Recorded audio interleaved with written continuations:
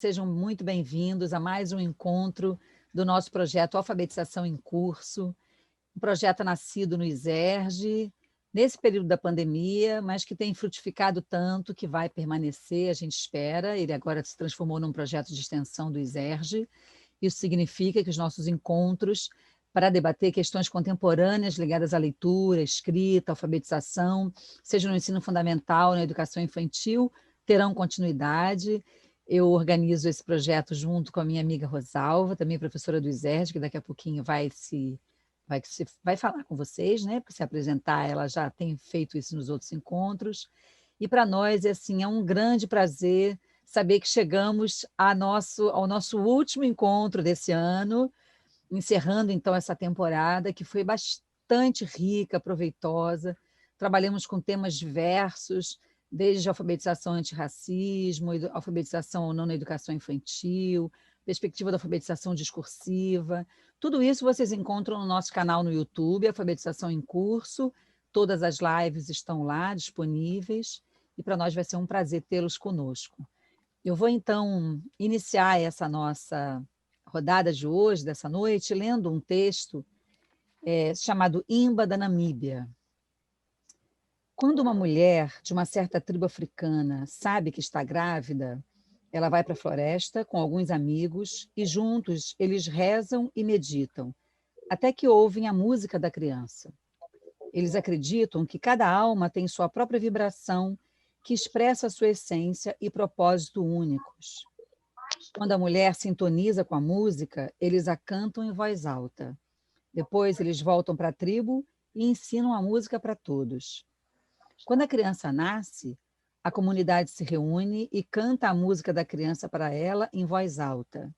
Mais tarde, quando a criança começa a estudar, o vilarejo se reúne e canta a música novamente. Quando a criança passa pela iniciação para a adultidade, as pessoas outra vez se reúnem e cantam. Quando se casa, a pessoa ouve novamente sua música. Finalmente, quando a alma está prestes a ir embora deste mundo, a família e amigos se reúnem ao seu redor, assim como fizeram em seu nascimento, e cantam a pessoa para a próxima vida. Nesta tribo africana, há uma outra ocasião na qual a comunidade canta para a criança. Se em algum momento de sua vida a pessoa comete um crime ou um ato aberrante, ela é chamada ao centro da vila e as pessoas da comunidade formam um círculo ao redor dela. A tribo reconhece que a correção para um comportamento antissocial não é a punição, é o amor e a rememoração da própria identidade. Quando você reconhece sua própria música, você não tem desejo ou necessidade de fazer nada que machucaria a outra pessoa. Um amigo é alguém que conhece a sua música e canta ela para você quando você a esquece. Aqueles que te amam não se deixam enganar pelos erros que você comete ou imagens obscuras que você possa ter contra você mesmo.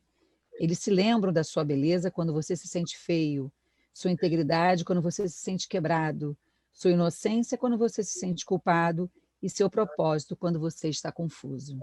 Toba Panem, poetisa africana. Então, esse texto, que lido hoje por Cecília de manhã, né, Isa, e aqui guardado para nós, que fala que todos nós temos uma essência, as crianças também.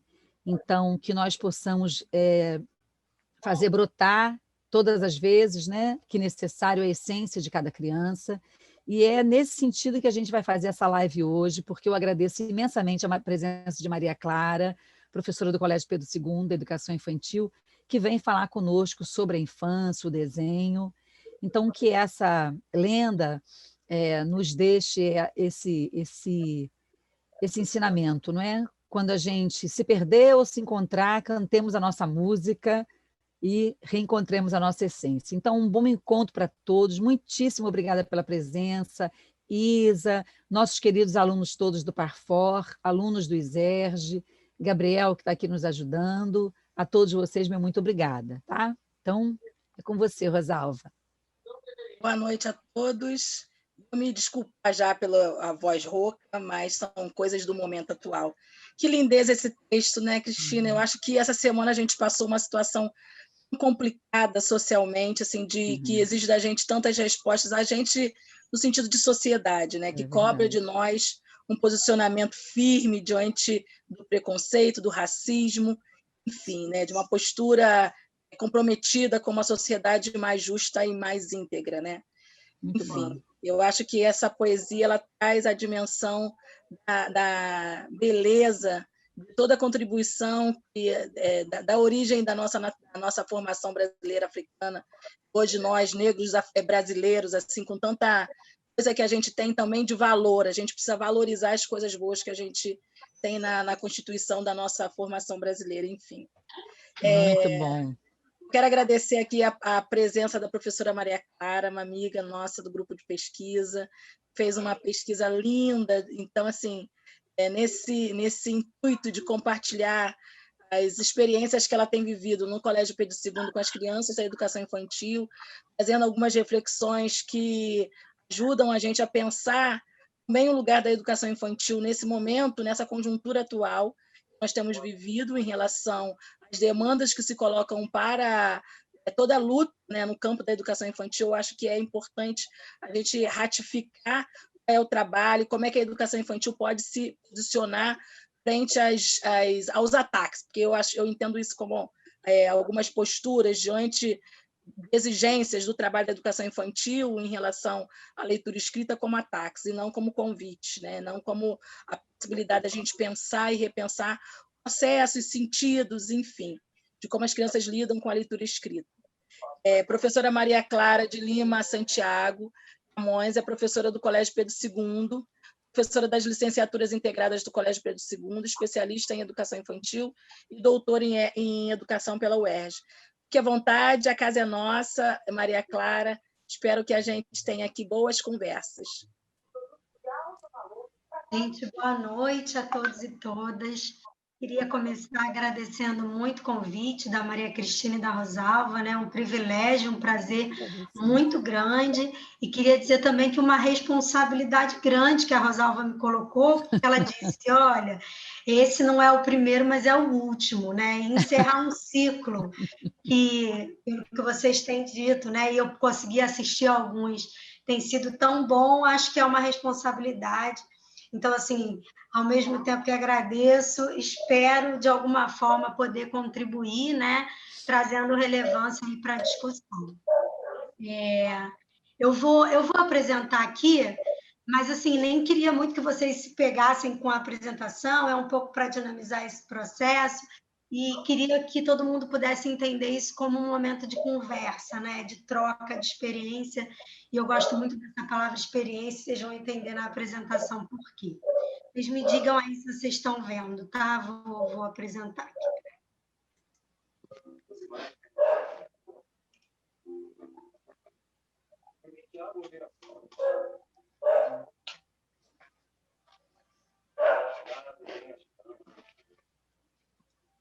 Tá aparecendo? Tá tudo... Vocês estão vendo? Está ligando. Está ligando. Por enquanto, ainda está a tela preta. O arquivo já estava aberto antes, Maria Clara? Sim, tá, para mim está aparecendo aqui. Me diz, acho que vai ter que tirar. Acho que vai ter que tirar e colocar de novo, porque ele não entrou. Não apareceu. Essas coisas acontecem. Tá. Enquanto Maria Clara vai organizando aí, eu queria dizer para vocês que nós, daqui a pouco a Rosalva vai colocar aqui no chat o link da frequência, mesmo para os meninos aqui da turma do Par Fora, essa frequência ela conta como hora de atividades complementares.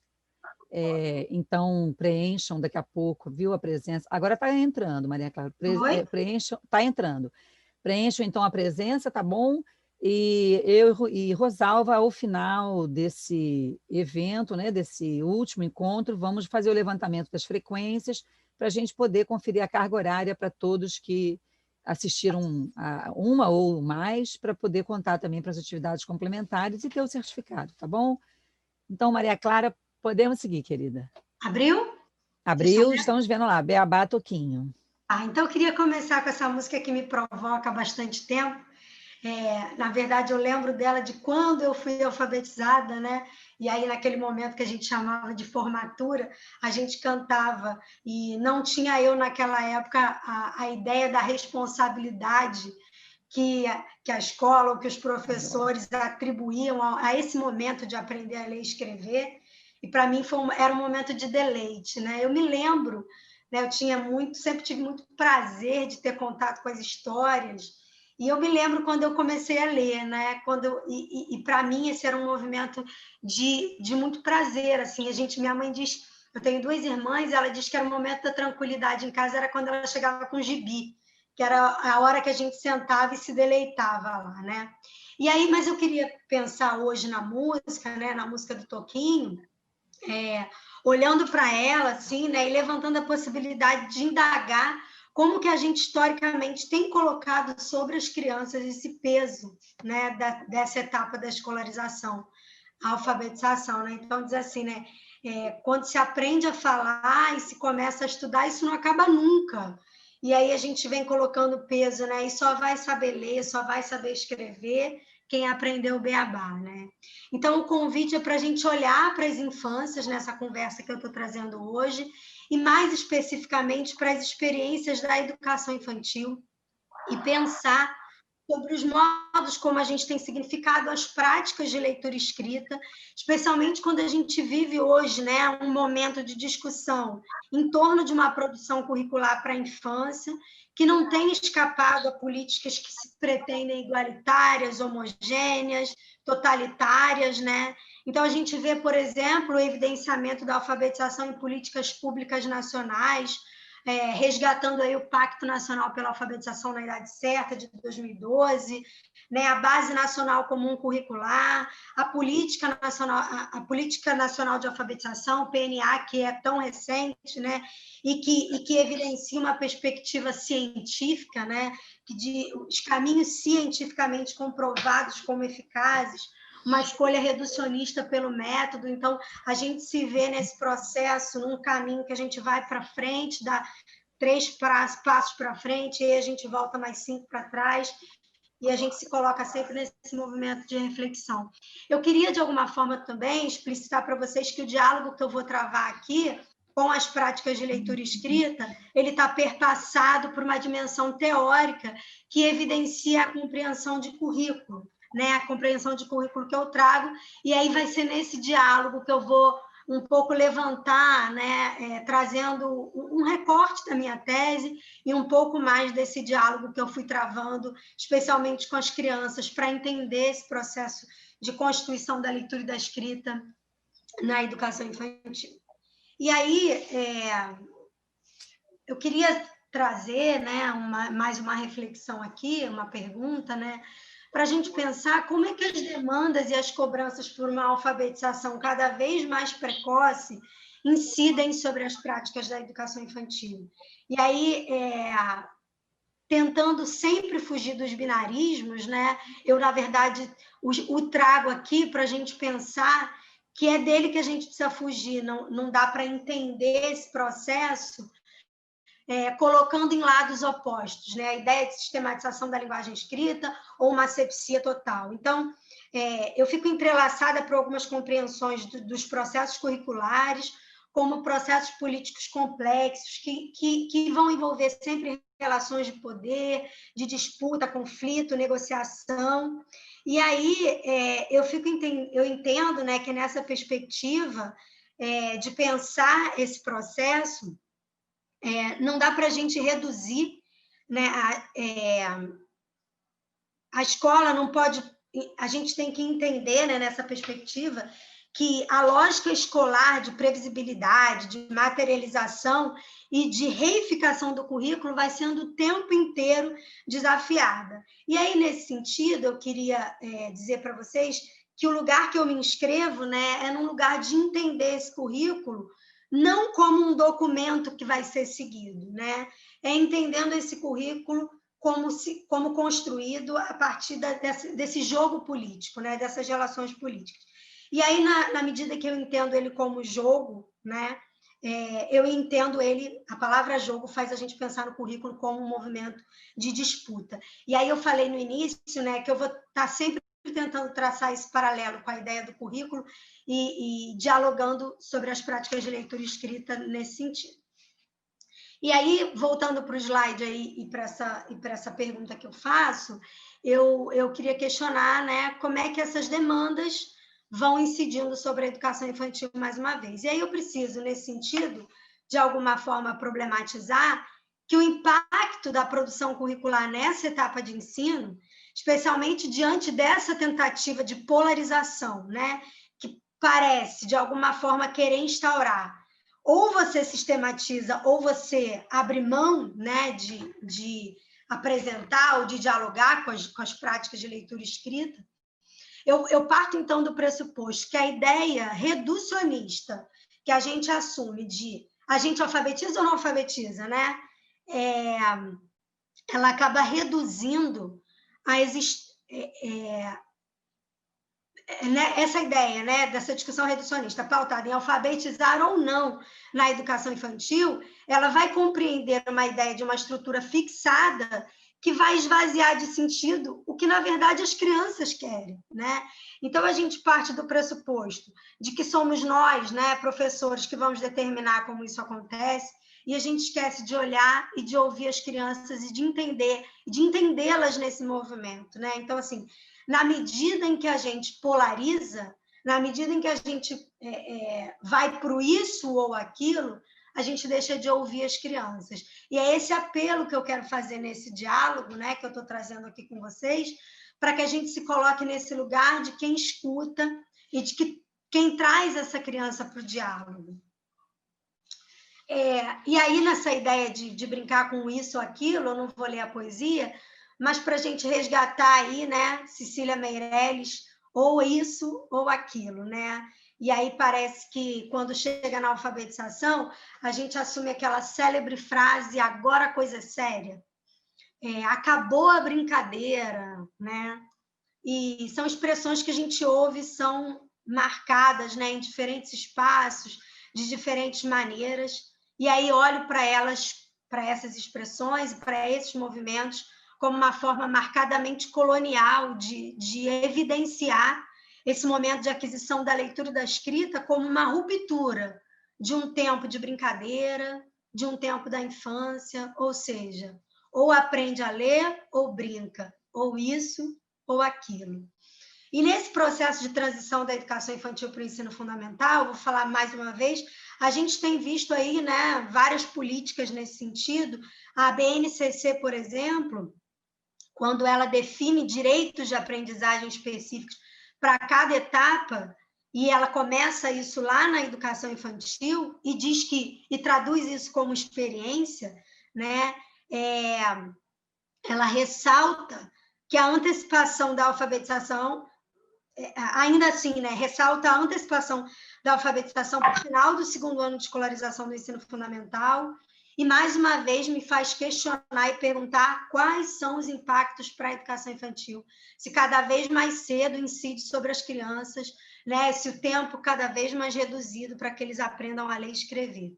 E aí, se a gente, de alguma forma, avança, né, na formalização das políticas, por um lado, por outro, a gente continua se mantendo diante desses binarismos que se difundem no campo da infância, da educação infantil. Processos ou produtos? O que a gente valoriza?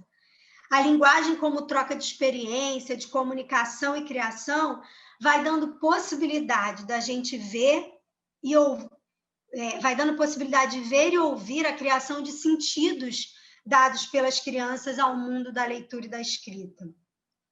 Numa perspectiva, passei aqui sem querer, deixa eu voltar. Numa perspectiva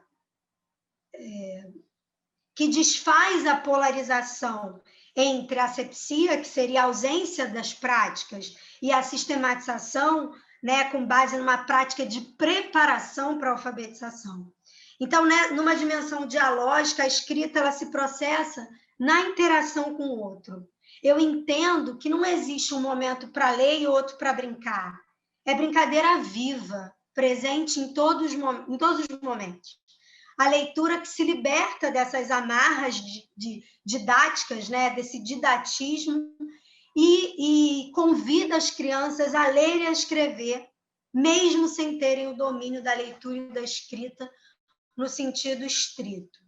Então, assim, é mobilizada por essas questões que agora eu vou trazer aqui, eu pretendo ressignificar, né, de alguma forma, as práticas pedagógicas com as crianças no contexto escolar, assumindo a ideia de imprevisível como um movimento de produção curricular na educação infantil. E aí eu me pergunto, né, para que direção a gente tem ido? A gente caminha por um caminho de reconhecimento do protagonismo, tanto das crianças quanto dos adultos, ou uma produção pré-fixada para uma infância pré-definida, né? E aí eu fico... a ideia de experiência, que é a ideia que eu dialogo na tese, e que eu não vou aprofundar aqui, mas que trago um pouco para a gente pensar, ela me acompanha, né, a partir da seguinte inquietação: previsibilidade ou experiência, né? Quando a gente olha para as práticas, a gente quer defini-las de antemão ou a gente vai lidar com a ideia de que elas acontecem? E aí eu faço um diálogo, né, identificando esse pressuposto de acontecimento. Então, eu assumo a potência desse termo para discutir sobre os sentidos que vão se hegemonizando nessa produção. Eu vou falar, então, constantemente com vocês de provisoriedade, de vulnerabilidade, de impossibilidade. Na verdade, eu vou falar de experiência. Experiência que não se pode fixar, que não se pode definir de antemão, né? Então, é um ensaio que não é um resultado, né? Eu entendo a experiência não como um resultado de uma pura descrição, de um juízo de valor, né? De um caminho disso ou daquilo, mas de um caminho cheio de observação, de contradição, de negociação, de provisoriedade, de incompletude. Então, não é... mas quando eu falo de experiência, eu não estou falando sobre a impossibilidade de descrever o presente, mas, ao mesmo tempo, eu falo que não dá para limitar essa referência estável, né, e passível de nomeação. Então, o presente ele vai aparecer aí por isso eu trago essa palavra, como acontecimento, como alguma coisa da ordem do intempestivo, né? E aí, desse modo, é possível pensar a ideia de desconstrução. E por que eu trago aqui a ideia de desconstrução, né? Porque mais do que descrever experiências para pensar a possibilidade de mantê-las vivas, mais do que descrever experiências, eu quero pensar uma forma de mantê-las vivas, né? Uma vida inscrita. E aí eu faço um diálogo, né, para, de alguma forma, poder pensar como é que, nesse entendimento de experiência como algo que acontece, é possível transportar elas para o papel, né? Como é que a gente significa isso? Como é que a gente, de alguma forma, não planifica as crianças ou as experiências que são multidimensionais, né? Como é que a língua ela cria, recria, transforma e dá forma? Então, o meu compromisso na escrita da tese e nos diálogos que eu tenho travado é que eu, mesmo ciente da dívida que eu tenho, né, nessa tentativa de alguma forma, fixar essas experiências para poder dialogar com elas, eu entendo que é por meio dessas escrituras que eu vou trazer essas experiências que não são só minhas, né? Então, eu vou falar sempre daquilo que me escapa, daquilo que é construído na relação com esse outro criança, né? Que fez parte desse processo comigo. É um processo de criação sobre aqueles que eu não quero, não tenho a intenção de fixar, né? Então, eu fui, de alguma forma, tentando dar sentido aos acontecimentos, né? E aí, mais do que falar sobre o outro, eu tento, de alguma forma, evidenciar essas vozes através de imagens, de palavras, de olhares e etc. E aí, eu queria retomar aqui a fala que intitula essa nossa conversa, que está muito claro que eu desenhei. E aí eu não vou falar do processo de desenho, né? Pura e simplesmente. está muito claro que eu desenhei foi uma experiência mobilizada pela leitura do livro chamado Se Criança Governasse o Mundo. As crianças me perguntaram, né? E se a gente governasse a escola? E aí, imbuída dessa pergunta, né, e um pouco provocada por ela, eu fui convidando as crianças a desenhar qual seria o caminho que elas assumiriam se elas pudessem governar a escola. E aí eu fui nesse movimento, olhando os desenhos, conversando com as crianças, pedindo autorização para registrar por escrito o que elas falavam das suas produções. E aí essa menina que fez esse desenho disse para mim que eu não podia escrever, porque estava muito claro que ela desenhou. E a reflexão que eu faço, né, é que a gente, disposto e aberto a escutar, a gente, ainda assim, incorre o risco de sempre, em primeiro lugar, tentar fixar um sentido. E, em grande parte, essa fixação se dá por meio da escrita. Então, desse modo, a fala da Ana, essa aluna, suscitou também a perspectiva do adulto, que quer o tempo inteiro nomear, na tentativa de atribuir um sentido fixado para a ação das crianças. Assim como a escola, que insiste em fixar a infância num ponto quieto, inábil. Então, a gente fica à espera que a infância se deteriore e transforme a criança em adulto.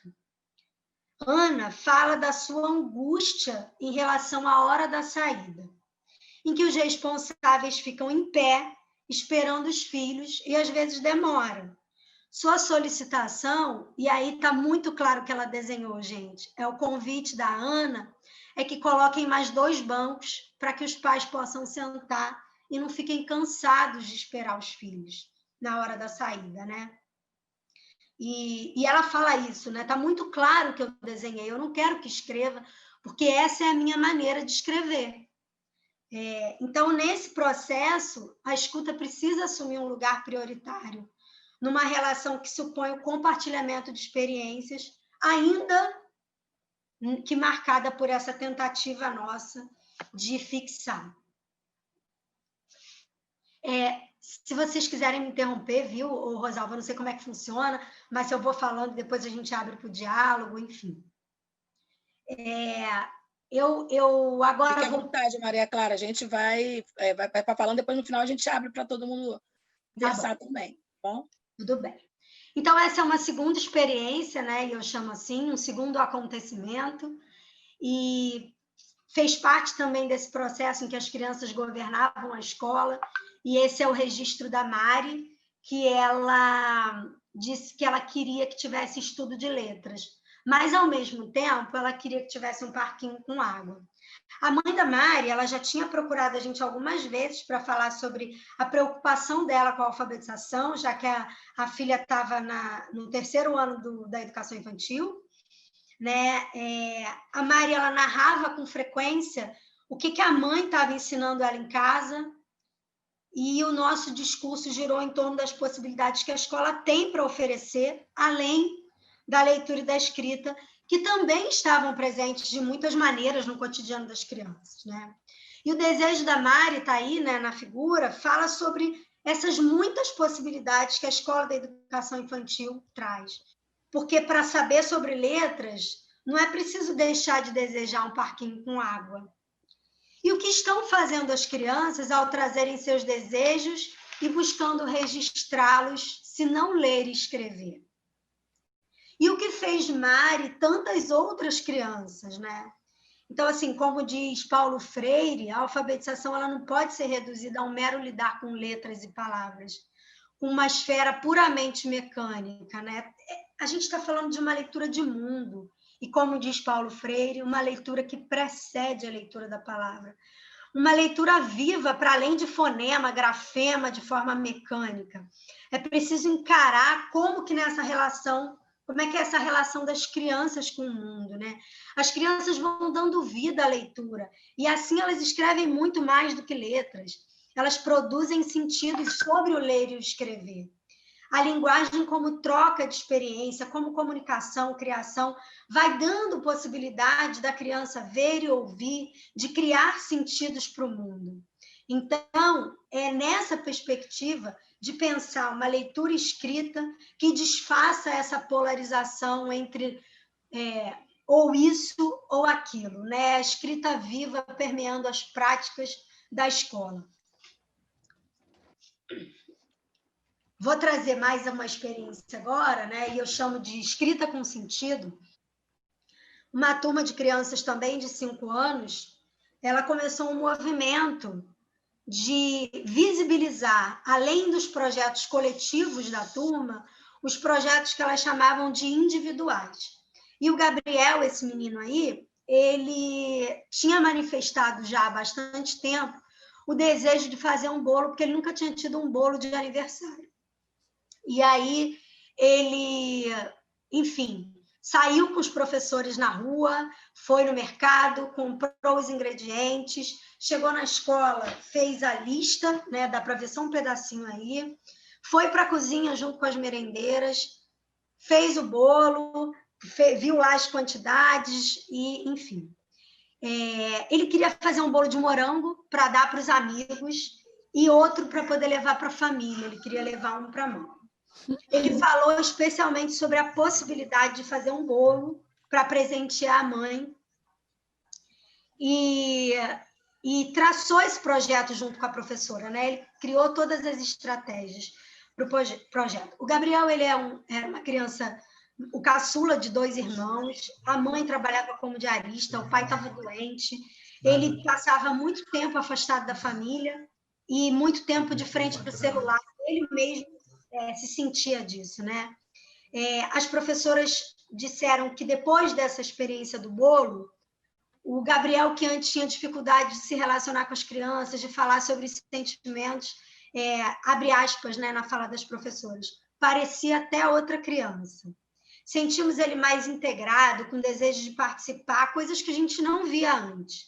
Da maneira mais simples e da forma que a gente nem pensava, conseguimos trazê-lo para mais perto do grupo.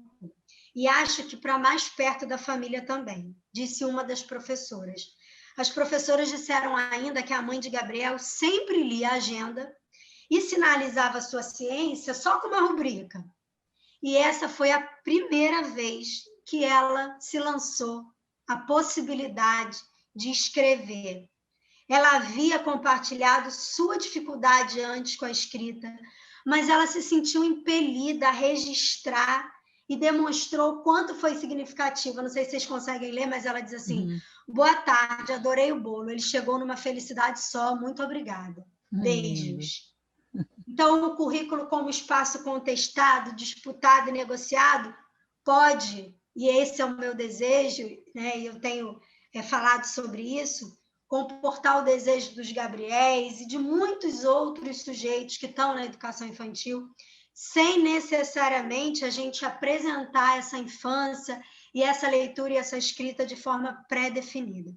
Nesse sentido, a gente rompe com um pacto que absolutiza o que deve ou o que não deve ser ensinado e aprendido. E a gente abre um caminho para o acontecimento, para a experiência, para a instauração do inédito.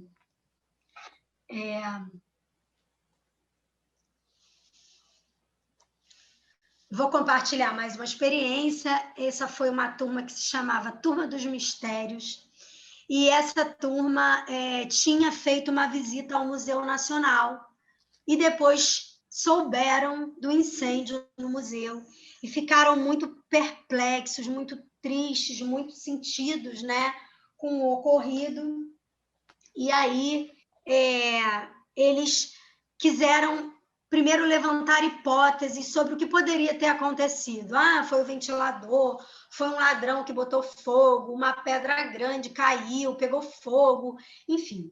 E aí as crianças falavam sobre as perdas, sobre o sentimento delas diante dessa tragédia, levantavam várias hipóteses. Um aluno disse que ele ia procurar um bom pedreiro para poder reconstruir e levantar pedra por pedra do museu.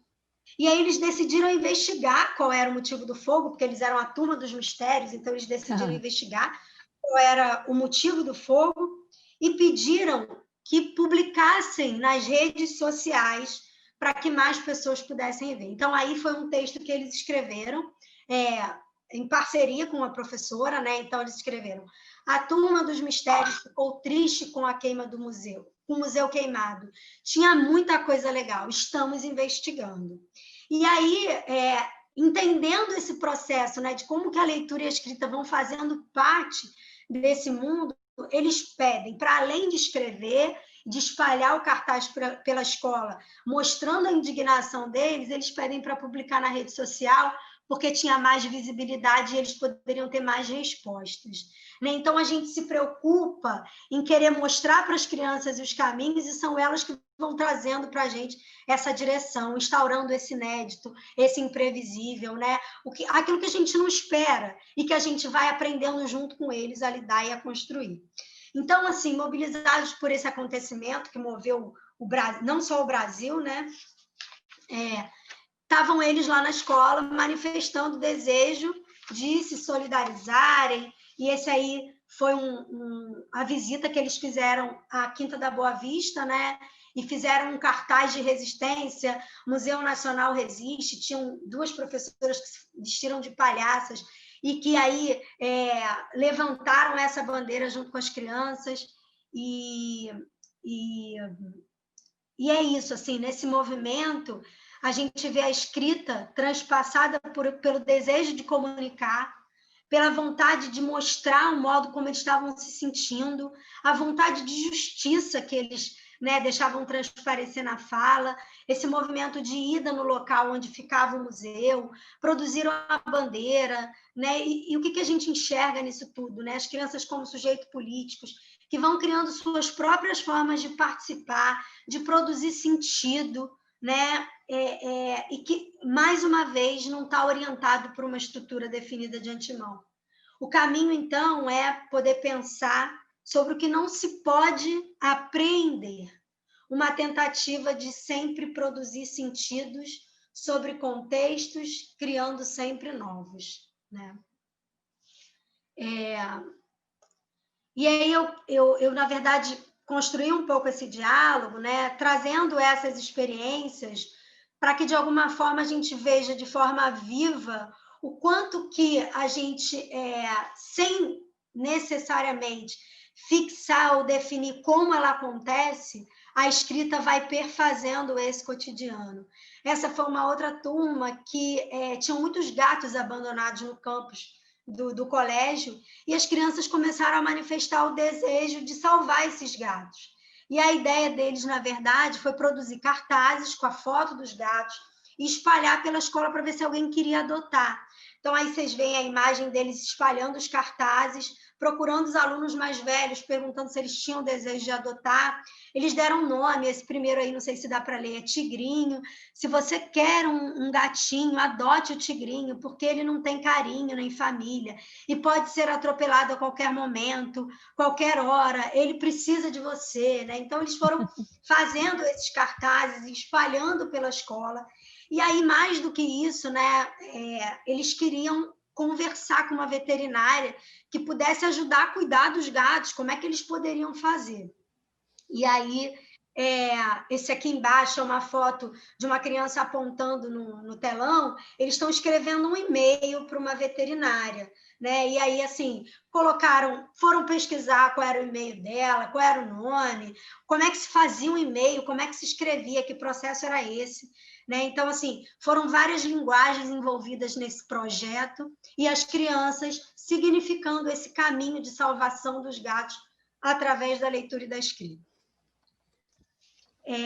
Por fim, eu queria trazer mais duas experiências para a gente depois poder conversar, e essa é uma experiência de Harebub. Harebub foi uma cidade que uma turma inventou a partir de um movimento que as crianças do ensino fundamental doaram algumas maquetes para as crianças da educação infantil, e elas ficaram mobilizadas por aquele trabalho e quiseram fazer uma cidade, né? Então, a cidade tinha desde fiação elétrica até condutor de água, né? A professora de artes esteve diretamente implicada nesse processo, e aí eles quiseram construir a história dessa cidade, né? E começaram a construir os personagens com fantoche, e aí eles deram nome aos personagens e foram criando características para esses personagens. Então, o Juliano, por exemplo, ele era vilão, mas agora ele é lutador de Kung Fu.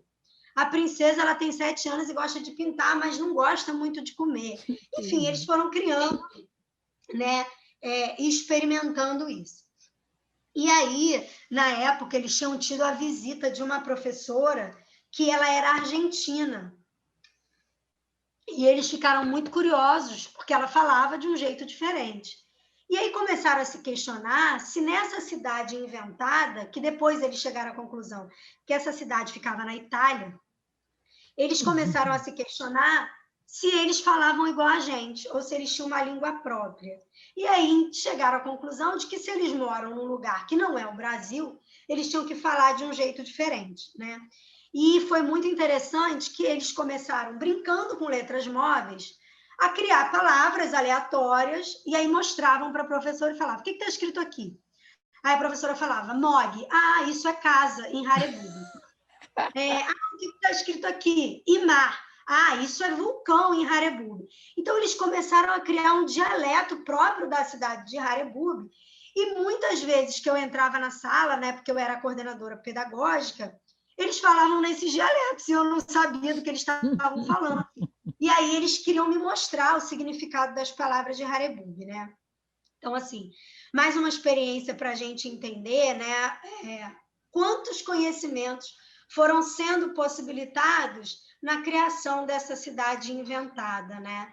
E que pensar também que a manutenção de um projeto que é curricular, que é fixado, ele vai sempre bloquear essa possibilidade, né? E essa pluralidade, esse diferir próprio das crianças. Então, assim, em todos esses casos, a leitura ela não aparece como objetivo, ela se transforma como parte desse processo, ela acontece. E aí, para terminar, eu queria compartilhar com vocês uma experiência que eu adoro, né, e que para mim foi bastante emblemática. Numa turma de 4 anos, quando eu entrei, as crianças eram 4 meninas, elas brincavam de escolinha, e uma era professora e as outras eram as alunas. A Jaqueline, que era professora, dizia assim: silêncio, vocês estão falando demais, vamos fazer logo esse dever. E aí eu cheguei perto da brincadeira e a Isabela perguntou se eu também queria brincar, se eu queria ser aluna. E, mediante a minha aceitação, ela prontamente disse assim: então senta, fica em silêncio, pega o seu caderno. E aí eu fiz. E aí eu falei: o que você quer que eu faça? E ela falou assim: você vai escrever 2, 2, 2, 2, 2, 2 até o final da folha. Uau. Eu escrevi, falei para ela que eu tinha terminado, e ela falou: não, agora cobre. E aí eu, curiosa, perguntei para ela que escola era aquela da brincadeira. E aí ela disse assim, que aquela era uma escola de caderno, e que a irmã dela estudava numa escola de caderno. Aí eu perguntei se o CREIR, né, que é o Centro de Referência do Pedro II, também era escola de caderno. E ela disse que não, que era escola de criança e que era escola de brincar. E aí eu perguntei: e você gosta mais de escola de caderno ou você gosta da sua escola? E aí ela me disse assim: eu gosto dessa escola que me deixa brincar de escola de caderno.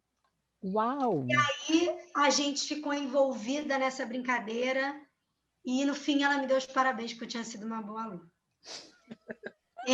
A fala da Isabela mexe muito comigo, né? Toda vez que eu relembro, eu fico pensando que escola é essa que a gente tem oportunizado para as nossas crianças e quais são as nossas possibilidades de destruir esses cadernos e de criar outros caminhos, né?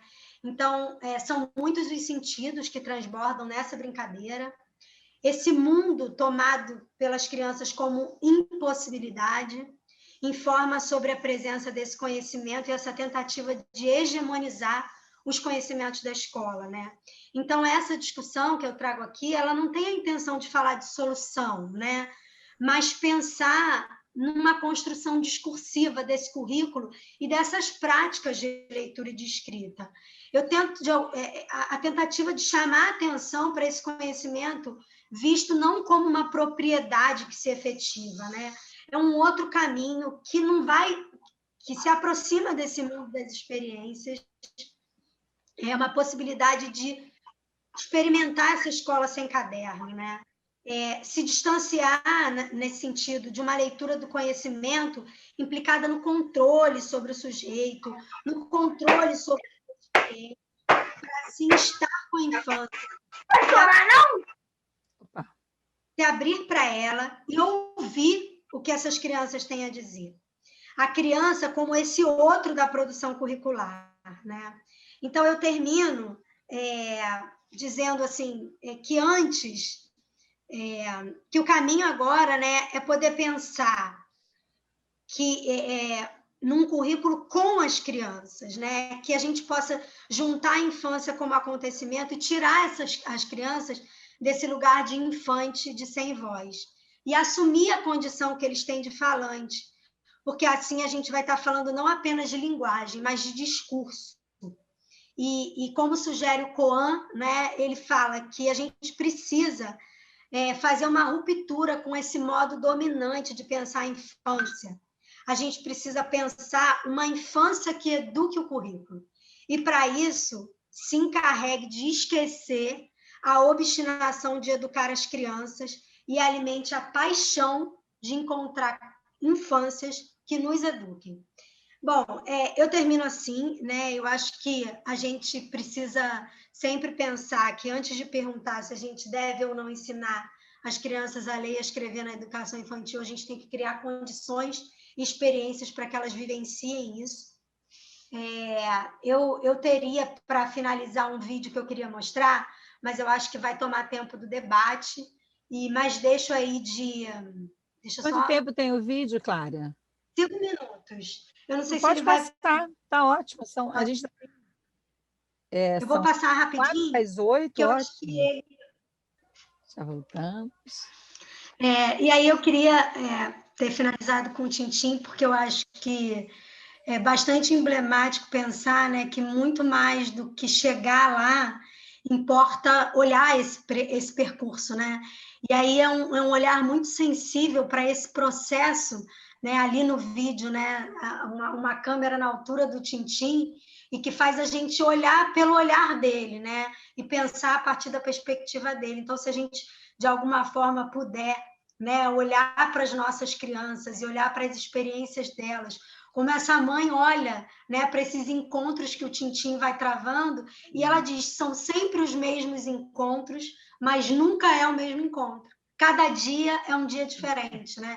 E a escola é isso, né? A gente está sempre encontrando com as mesmas pessoas, mas tentando fazer desse movimento sempre um momento diferente, né? Uma relação outra. E aí, quando a gente se permite ouvir as crianças, a gente vai construindo isso de uma forma cada vez mais bonita, né?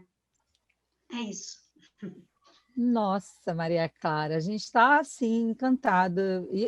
Isso não é um lugar comum, não. É assim um encantamento mesmo olhar cada professora que chega aqui e vem desvendando esse mundo com a educação infantil com ideias incríveis e tão bonitas. É assim, eu fico imaginando se eu estivesse com uma turma hoje, a vontade que eu teria logo de criar uma cidade. Olha que maravilhoso, né? Criar uma linguagem. Olha o quanto se pode explorar da língua, né? Como você disse, a linguagem, o trabalho com a língua escrita não é o objetivo, mas ela acaba se tornando um elemento importantivo, constitutivo desse contexto, né? Então, em primeiro lugar, Maria Clara, eu queria agradecer a você compartilhar essas experiências que você tem vivido com sua turma, conosco. Agradecer também a autora do texto, Jennifer Gerard, autora do texto e do vídeo do Tintim, que nós acabamos passando aqui, mas agradecemos a possibilidade do debate a partir dele, porque a sensibilidade desse vídeo nos toca e chega e realmente culminou com o que você nos disse mesmo, né? Cada momento é diferente se a gente tiver olhos de ver as crianças, não é? Ouvidos de ouvir, porque a gente olha, mas não enxerga e vai atropelada pelo projeto da escola, pelo dia a dia, pelo programa. e vai perdendo essas riquezas discursivas que as crianças vão trazendo para a gente, né? Então, bom, a gente tem meia hora aí para o debate. Eu estou cheia de coisa para falar, mas eu vou ficar quietinha. Então, eu queria dizer que foram muitos elogios aqui. Já começou com um boa noite carinhoso da Cristina Zappa, do Colégio Pedro II, dizendo que é sempre muito bom te ouvir. Né? Falando nesses tempos duros aí de PNA, de BNCC. Minhas aluninhas queridas, Liana Ferreira aí também, maravilhosa, obrigada pela presença. O pessoal dizendo aqui que foi lindo, adorou essas suas práticas. Então, está aberto agora para quem quiser fazer alguma pergunta, algum comentário, e também, Rosalva, se quiser tomar aí a palavra agora. Eu fico sempre encantada ouvindo Maria Clara falar. Eu acho que as experiências das crianças sempre me surpreendem, né? Acho que traz aí um mundo de possibilidades. Não cabe mais na nossa cabeça de adulto, porque a gente vai ficando limitado. Eu confesso que o Tintim me deixa muito apreensiva. Eu fiz agora uma leitura de professora para o Tintim. E como mãe, eu fui uma mãe que segurava muito a mão do meu filho, sabe? Tinha dificuldades de deixar correr o medo de se acontecesse algum acidente, né, no meio do caminho, de correr para o meio da rua. E eu acho que a experiência que a mãe possibilita dele ir correndo na frente se joga, né? Acho que se joga na possibilidade. Eu acho que a gente, como professor, eu agora fiz uma relação muito dessa minha postura como mãe. Meu filho já está velho, mas guardou com ele, provavelmente, algumas questões em relação à minha postura como mãe, que segurava pela mão e que ia conduzindo ali. Provavelmente ele teria crescido um outro adulto se tivesse corrido pela rua à vontade. Então, eu fico pensando nas nossas possibilidades como professoras, né? A gente fica na tentativa o tempo todo de tentar controlar, segurar, dar conta de uma experiência previsível, porque a gente tem medo de largar a mão. Eu acho que talvez seja essa uma possibilidade que a Maria Clara trouxe com tantas histórias diferentes, da gente ajudar a gente se ajudar a largar a mão das crianças, né? Se permitir ouvi-las, se permitir inventar uma nova linguagem, se permitir viver essas experiências. Eu também vai falando várias coisas. Eu lembro uma experiência que eu aprendi com um colega aqui na Educação Infantil do ISERJ, aqui, né? Estou me sentindo na nossa sala de aula. Aqui, estamos na sala de aula aberta. Do professor Marcelo Sampaio, que trazia uma possibilidade quando a gente ia... Sabe aquela tentativa que a gente vai descrever em cima do desenho das crianças? Ele falava, o desenho da criança tem que ser olhado como uma obra de arte. Isso. A gente tinha todo o cuidado de não rabiscar as coisas que as crianças faziam. Eu acho que a primeira fala, aquela primeira experiência, não precisa, já está escrito. Acho que é mais ainda a gente pensar essa possibilidade de escrita através dos desenhos, né? Quantas vezes a gente atropela as formas de dizer das crianças, tentando impor essa possibilidade de tradução adulta, da forma como a gente está significando aí as coisas, escrevendo por cima do desenho das crianças. E aí eu queria que Maria Clara falasse um pouco disso, né? Ampliasse um pouco essa possibilidade, discutir esse assunto, essa possibilidade de uma escrita da criança através desse trabalho feito, né, que vocês fizeram lá com as crianças. Ô, Rosalva, então eu vou tomar a palavra um pouquinho, porque a minha pergunta é sobre a mesma questão. Então eu vou também botar um pouco mais de lenha nessa fogueira. Aí Maria Clara responde, e depois Liana, os outros que queiram fazer alguma pergunta, abre o microfone e faz. A gente tem estudado lá no grupo de pesquisa, Maria Clara, uma autora chamada Anne-Marie Cristã, que tem feito uma discussão sobre a imagem e a escrita, né? Ela advoga a ideia de que primeiro vê a imagem e de que os alfabetos todos inventados, essa tradição do Ocidente, não é, que trabalha com esse alfabeto linear, esquece ou quer esquecer ou quer apagar que a escrita surge da imagem, não é, do homem das cavernas olhando aquele teto possível de ser desenhado e começa então a colocar seus desenhos, suas inscrições.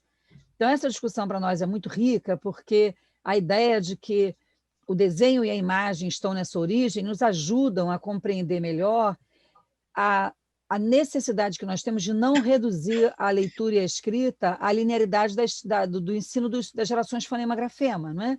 Porque esses que você citou aí, né, poderosos das evidências científicas, acabam reduzindo a escrita a esse amontoado de relações de som, fonema-grafema, e a Cristã tem nos ajudado a entender o papel da imagem. Então, quando a sua aluna te fala essa preciosidade, não preciso escrever, porque está muito claro que eu desenhei, eu também queria te provocar nesse sentido, você e todas as da educação infantil que estão aqui também, nessa mesma questão que Rosalva trouxe, uma questão que nos tocou. As relações entre desenhar e escrever, a ansiedade de um professor da educação infantil que quer que as crianças aprendam e fique enfiando letras e letras e vai tirando esse espaço da escrita. E como é que esse professor enxerga nesse desenho as pontes para essa escrita, né? Sem romper com a beleza desse desenho. Então, passo para você aí. Então, eu acho que a Rosalva, quando retomou aí, falando, né, da gente quando no lugar de professor querer pegar na mão, eu acho que passa por aí, né? Esse nosso desejo de querer o tempo todo dizer que tem alguma coisa acontecendo ali, né? Tem uma prática acontecendo e eu posso significar essa prática e eu posso registrar ali para que o outro veja o que ele quis dizer. Mas para ele está claro, né, o que ele quis dizer. E aí eu acho que é mesmo um processo nosso de desconstrução. E aí eu estou falando... essas práticas que eu trago e com as quais eu dialogo não aconteceram na minha turma. Foram práticas que eu vivenciei na escola enquanto coordenadora pedagógica. E aí, poder se atentar para isso, né? Olhar para aquelas experiências e, de alguma forma, ir criando sentido para aquilo, né? Foi me abrindo um horizonte também como professora, porque eu sempre escrevi. Porque muitas vezes eu escrevi no desenho dos meus alunos. E aí a gente vai aprendendo com esse movimento que tem hora que a gente precisa soltar a mão e deixar correr. E são as crianças que ensinam para a gente isso. Quando ela diz, não precisa, está claro aí o que eu quis dizer. Né? Então, eu acho que esse movimento, né, é lógico que a gente vem entendendo, né, que a escrita, a imagem, ela vem significar alguma coisa, mas que a gente pode dizer para a criança que a escrita é uma outra forma de significar. Eu acho que a gente não pode também incorrer o risco de dizer ou isso ou aquilo, né? Então, não quer dizer que nunca mais eu vou poder escrever lá no desenho da criança, né? Às vezes a gente vai fazer uma exposição e um artista, por exemplo, às vezes ele bota um nome na obra dele, né? Agora, né, aquela cautela que a gente tem ou tinha, né, de não, mas o que é isso? Mas o que é esse pontinho aqui, né? Eu acho que não é isso, assim, é a obra pela obra. E aí, se a criança tem a intenção de nomear, porque aquele movimento, na verdade, aconteceu com várias crianças, e as outras não se importaram que tivesse escrito. A Ana não, ela diz, eu não quero. E aí a gente precisa se colocar nesse lugar de quem escuta essa criança e que, nesse momento, a gente deixa ela correr até a borda da rua, se necessário for. Né? Então, eu acho que é isso, assim, é a gente poder entender que as crianças dão muitas pistas para a gente de como a gente pode seguir. Né? Às vezes a gente já quer definir de antemão, mas são eles que vão mostrando esses caminhos. Eu conto sempre uma história de quando eu entrei para ser professora do município do Rio, eu tinha 17 anos, né? E naquele momento, as práticas que eu conhecia, né, e a forma como eu entendia a infância e a educação infantil são muito diferentes, óbvio, né, do que eu fui construindo ao longo da minha trajetória e tal. E aí, mas ainda com aquela perspectiva que eu tinha de infância e de trabalho, eu começava a despontar assim, uma vontade de ouvir as crianças e de deixá-las fazer parte desse processo, né? E aí eu me lembro que eu tinha me programado, com tudo lá planejado, para ensinar para as crianças sobre o corpo humano. E eu tinha levado tudo que eu podia de corpo humano, até aqueles órgãos de plástico, eu tinha conseguido com um médico para levar para as crianças. Eu cheguei com aquilo tudo, sentei com as crianças em roda, e aí eu falei assim, hoje a gente vai falar sobre uma coisa que tem dentro do nosso corpo. Vocês sabem o que a gente tem dentro do nosso corpo, porque eu queria falar dos órgãos e tal. E aí um aluno meu de 5 anos disse assim para mim, vida, esperança e medo. E eu, naquele momento, eu fiquei pensando, e agora? Né? Só o meu corpo hoje é vida, esperança e medo. Então, assim, tudo que eu queria Eu tinha um objetivo, mas naquele momento, ainda sem pensar, né, nessa experiência da infância, ou nessa possibilidade de deixar as crianças experimentarem essa infância, eu me permiti ouvir as crianças. E eu deixei de lado tudo que eu tinha levado, e a gente foi conversar sobre sentimento. Né? Então, assim, aquilo se transformou num outro projeto. Mas é isso, né? Eu acho que a gente está sempre aprendendo com elas, né? Lindo. E não sei se eu respondia. Muitíssimo bem, maravilhoso. Liana, Isa, alguém quer fazer uma questão? Eu. Vai, Liana. Claro. Primeiro, boa noite. Desculpe, Maria Clara. Eu estava apresentando um trabalho no PIBID, então eu me atrasei um pouco. Perdão, mil perdões. Eu entrei e gostei muito do que eu ouvi, porque vem de encontro com o que eu acredito hoje, porque eu também passei. Eu não sou hoje a mesma professora de 30 anos atrás.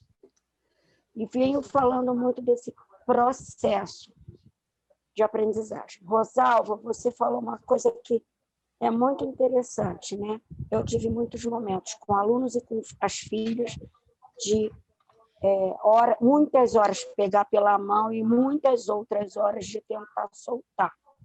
E isso a gente acaba formando cidadãos críticos, muito. E uma vez, uma das minhas filhas, eu falando de trabalho, como sempre, minha filha falou assim: mãe, por que os pais dos seus alunos não são igual você era? Eu olhei para o lado e falei: como eu era? Você toda hora estava na escola, você queria saber o que a gente estava fazendo, você aparecia do nada, você ia nas reuniões e falava com a professora. A gente ficava danado da vida, porque você sempre ia falar com a professora. O pai dos seus alunos não faz isso. Ok. Aprendeu a pensar e eu soltei, exagerei, peguei. E essa semana estava discussão política no Facebook. A mãe de um aluno falando da posição política dela, tal, aquele papo. O filho, eu reconheci porque foi meu aluno, falou assim: mãe, você só tem que se preocupar para não repassar fake news. Às vezes é fake news. O que eu plantei na cabeça, posso ter plantado na cabeça dessa criança nos momentos, Maria Clara, que eu também parei a minha aula para ouvir ou para refazer a minha aula e propor outra coisa. Entendeu? A gente pensar nisso também. E é tão bom quando a gente vê depois que deu certo e alguma coisa valeu a pena, né? Então, eu acho que você me fez boas lembranças, boas rememoradas, e é o caminho que a gente tem que seguir mesmo. Obrigada. Obrigada, Liana, sempre com uma fala. Maria Clara, se quiser comentar. Não é só agradecer, eu acho que é isso, né? Eu acho que a gente tem uma responsabilidade muito grande nas mãos. Eu falo sempre isso para os professores quando eu converso, de que a gente tem um poder, né, de fazer o bem ou o mal, depende de como a gente vai escolher seguir esse caminho, né? Então, é uma responsabilidade muito grande. E trabalhar com a primeira infância, embora a gente ainda seja, né, muito desprezado pela sociedade, que muitas vezes eu disse: qual é a sua profissão? Ah, sou professora. De quê? E aí, quando você diz de educação infantil, as pessoas já olham torto. Ah, de educação infantil, mas você ensina alguma coisa, né? Mas o que você faz? E aí eu acho que a gente tem historicamente lutado e tentado construir esse lugar de quem estuda, sim, né, de quem está olhando para essas crianças, de quem está potencializando esse debate e que está trazendo, né, essa discussão de infância e de criança para a academia, né? Então, assim, eu me lembro que quando eu falei, não, eu quero estudar currículo, mas eu não quero abrir mão da infância. E aí, como que a gente faz esse diálogo? A gente faz, porque a gente também pode pensar o currículo da educação infantil. Então, a gente vai tendo que ocupar esses espaços, né, eu acho, e se posicionar e mostrar que qual pode ser o nosso trabalho, né? Qual é a responsabilidade que nos cabe aí também nesse processo. Ótimo, isso mesmo. Isa, quer fazer uma pergunta? Não, na verdade não é nenhuma pergunta, é dizer para a Maria Clara que você falou que estava com medo de encerrar, encerrou lindamente, obrigada. Né? Me levou de volta a um lugar muito lindo, que foi a apresentação, o vídeo que você passou foi o vídeo que eu passei no encerramento da minha apresentação do TCC, então me levou verdade. a uma boa, né, uma boa memória. Mas eu me identifiquei com Rosalva quando ela falou sobre os filhos, de segurar a mão, né? Me identifiquei muito, mas eu acho que a gente precisa também nos respeitar enquanto professoras, enquanto mães, de nós também traçamos estamos num processo, né? Então, nós vamos revisitando, mas vamos nos refazendo também, né? Tanto como mãe, como professora, né? E como que uma coisa também vai colaborando com outra, né? Que as crianças vão nos fazendo muito melhores à medida que a gente vai caminhando com elas, né? Então, realmente, os alunos de hoje são privilegiados pelos que os de anos anteriores já foram contribuindo com a nossa caminhada, né? Então, acho que a gente, embora às vezes dê uma tristezinha de coisas que hoje nós sabemos e podemos colaborar que não fizemos no passado, mas também fomos refeitos por eles, né? Eu acho que é uma boa lembrança para nós, né, de que nós estamos também no processo, né? E Maria Clara foi assim, foi lindo e uma contribuição linda assim para nós também. Muito obrigada. A Lucinda está acrescentando aqui, Isa, para você, que cada um tem uma vivência, tanto como mãe quanto como professora, mas estamos sempre em construção. Eu não vou nem dizer para você as coisas no começo da carreira que eu fiz quando eu dava aula em Campo Grande aos 18 anos com educação infantil. É claro que foi muito bom o que eu fiz, mas imagina, eu poderia ter feito muito melhor, coisas muito melhores. A gente ainda tem 10 minutos. A angústia é legítima. Faz né? parte, claro. Errar de vez em quando também. Né? E a gente, quando erra com afeto, né, Maria Clara, e com desejo de ressignificar, olhando a teoria para voltar a olhar a prática, a gente vai vendo que a gente vai construindo junto com as crianças. Foi o que você falou aí, da questão de fazer um currículo com a infância, com as crianças.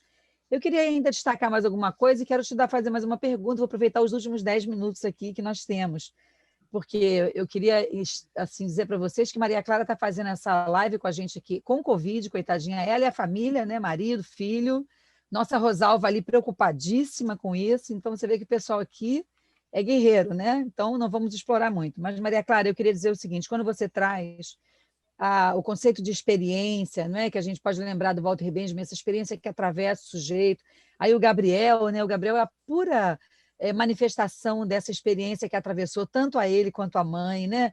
Ele conseguir fazer um bolo, ele fazer o bolo, e a mãe depois mandar esse bilhete. Então, olha, como você disse, o quanto um professor pode mobilizar na criança, na família, e o quanto reverberou, né, nessa experiência que a mãe teve com o Gabriel, né, de gostar do que aconteceu, de escrever na agenda. A agenda volta para vocês, e vocês certamente felicitaram o Gabriel por isso, o grande movimento, né, que vocês fizeram. Mas eu queria retomar o último exemplo, quer dizer, a última cena maravilhosa de alfabetização que você trouxe, dessas crianças, não é bem de alfabetização, mas tem a ver com isso, do diálogo daquela criança que diz que coloca você, né, para ser aluna de uma professora muito tradicional, né, fazer 2, 2, 2, 2 até o final da folha, e ela fala, então, de uma escola de caderno. Essa expressão é muito interessante, né? Nós temos muitas educações infantis aí que são de caderno, as crianças têm livro, compram livro, têm caderno.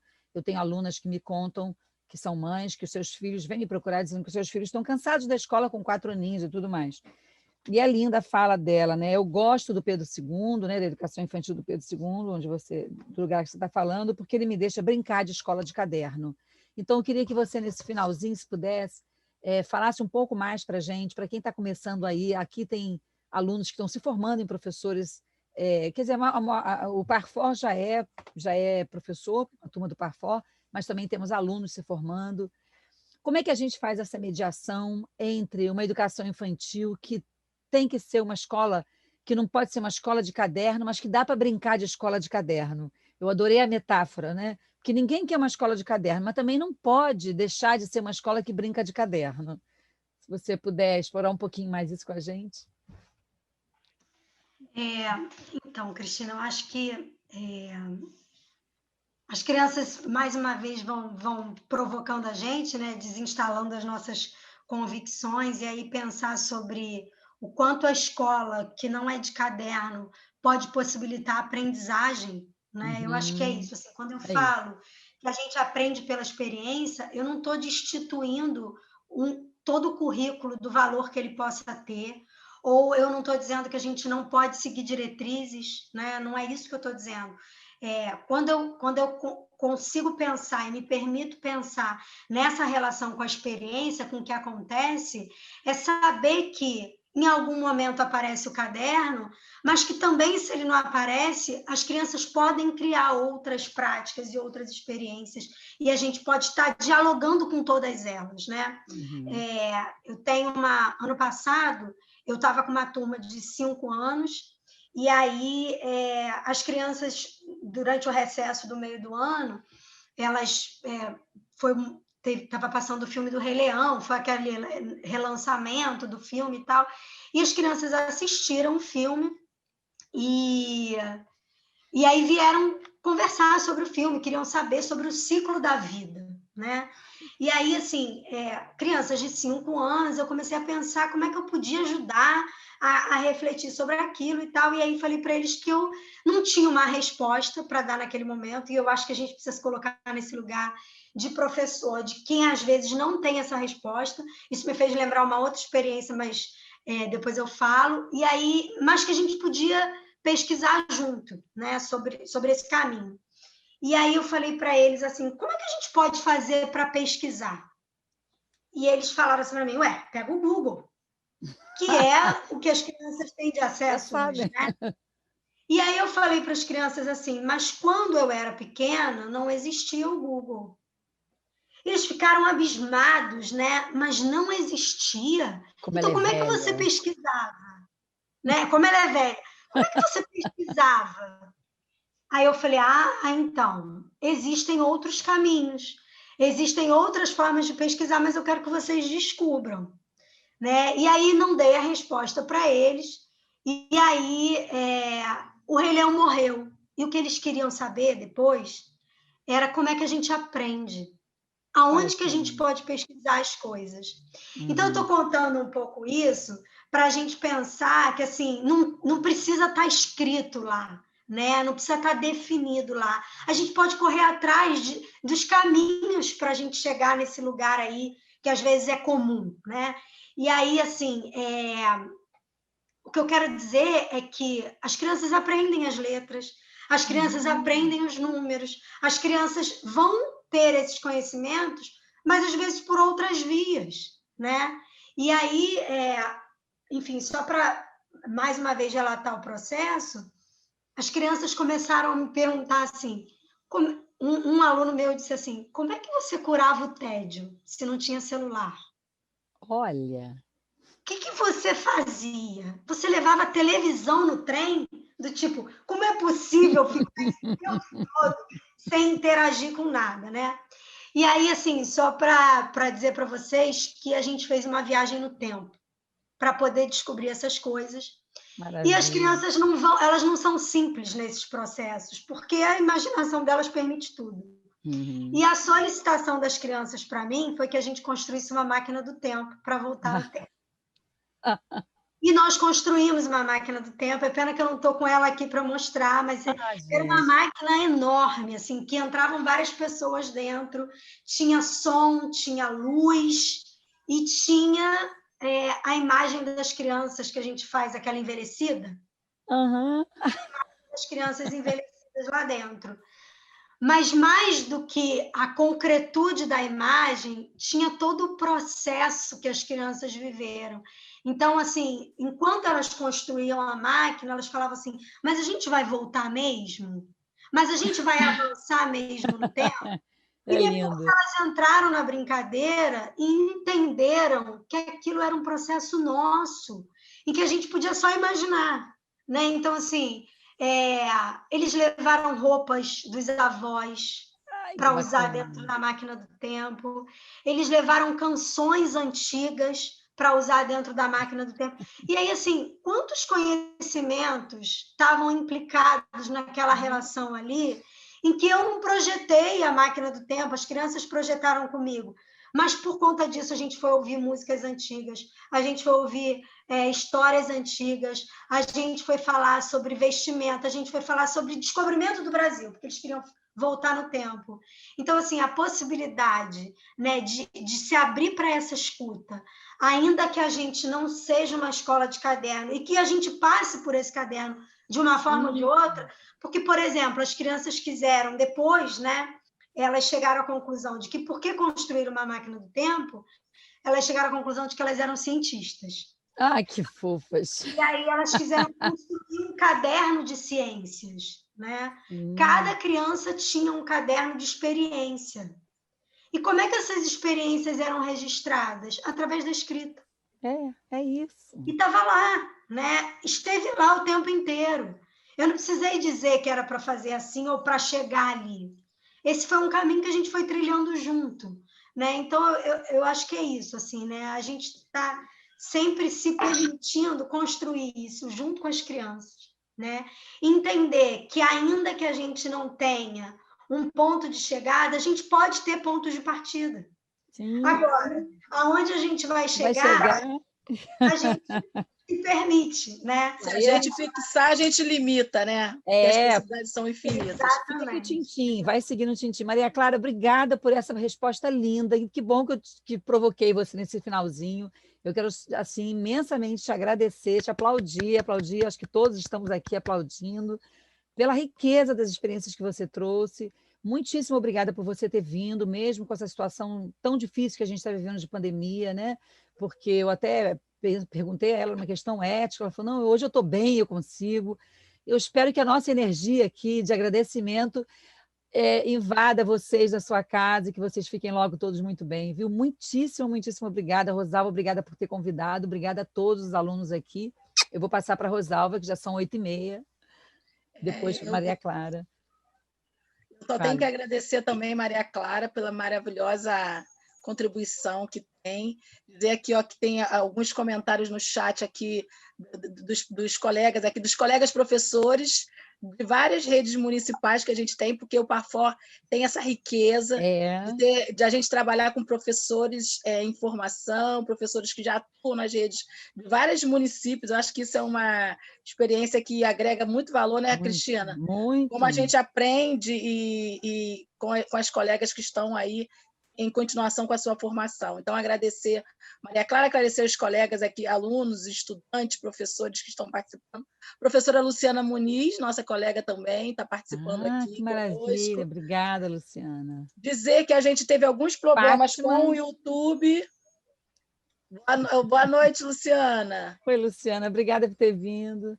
Tivemos uns probleminhas no YouTube, mas a gravação vai ficar corretinha lá, né? Que a gente está fazendo a gravação aqui pelo Zoom também. Depois a gente ajusta lá.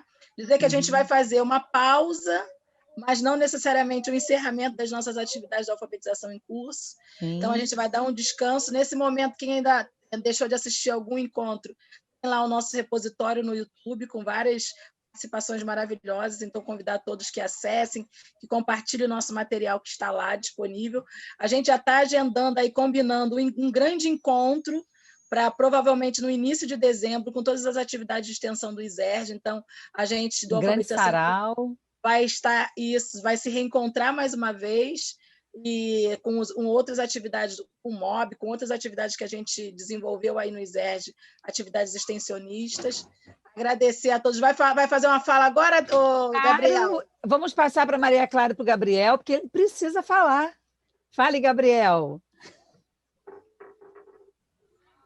Eu só tenho a agradecer. Eu acompanhei de camarote, né? Se não 15, acho que 14, né? 14 encontros. Eu acho que eu adorei, foi muito bacana mesmo. Estou sabendo agora que vai parar, né? Já passou de 15 em 15, que eu fiquei assim, nossa, de 15 em 15. Porque... Não vai parar, vai dar uma pausa. Mas já temos as duas próximas...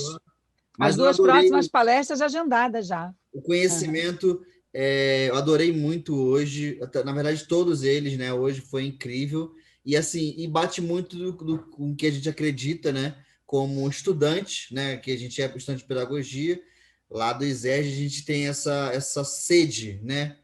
Por conhecer e por melhorar a vida dentro da escola, né? De certa forma. E a gente assim, a gente é alimentado com esses conhecimentos incríveis que a gente, assim, né?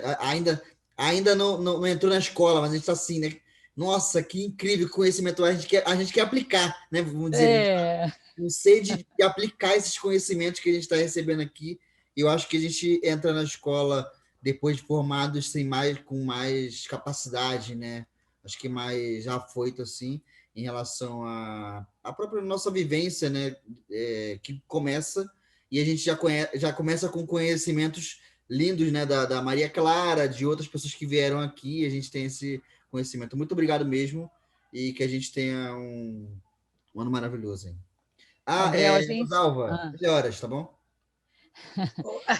Gabriel, a gente também queria te agradecer profundamente, em meu nome da Rosalva, o quanto você foi disponível desde o início do projeto, você veio assistir e se predispôs a ajudar, e tem sido para nós um braço, uma mão, uma perna, um corpo inteiro aí no nosso projeto. E no começo dessa pandemia, nessa coisa toda, a gente vê o quanto a gente pôde transformar esse momento duro em espaços de aprendizagem, uma clareira no meio dessa difícil escuridão que a gente vem atravessando. Então, sem você, isso não teria sido possível. Meu super agradecimento a você, viu, querido?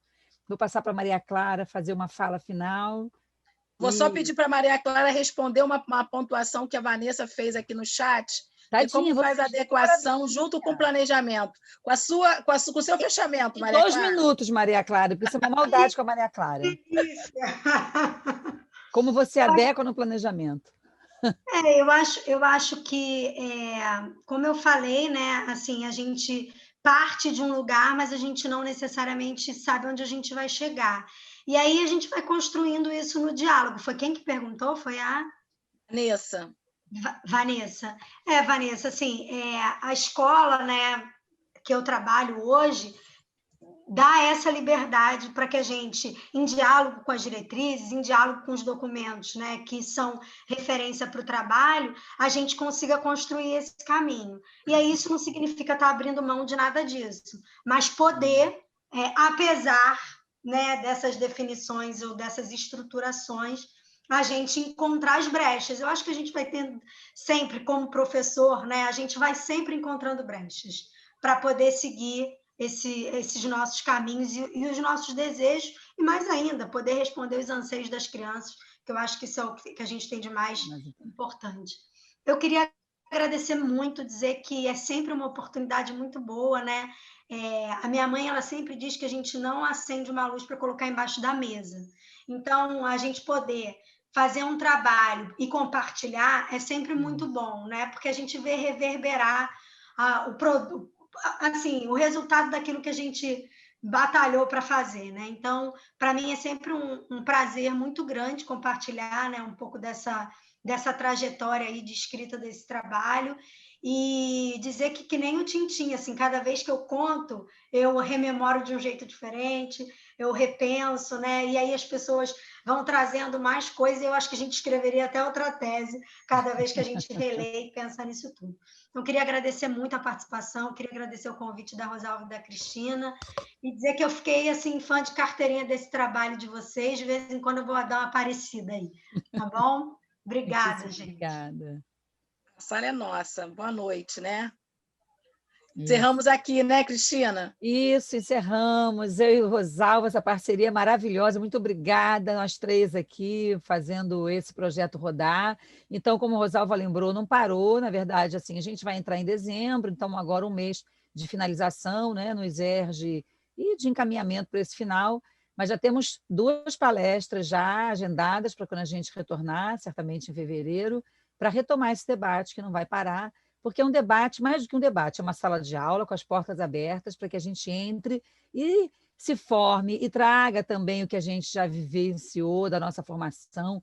É um debate, é um diálogo. Gente, muitíssimo obrigada, uma boa noite, saúde para todos, viu? Que a gente se cuide e que a gente se encontre ainda por aí, esperando a alegria de se encontrar pessoalmente, porque vai ser também para nós um motivo, né, de alento e de agradecimento. Beijo para todos. Boa noite. Boa noite. Tchau, tchau, galera. Muito obrigado aí. Tchau, obrigada. Obrigada, Maria Clara. Beijo. Boa noite, obrigada. Tchau, tchau, gente.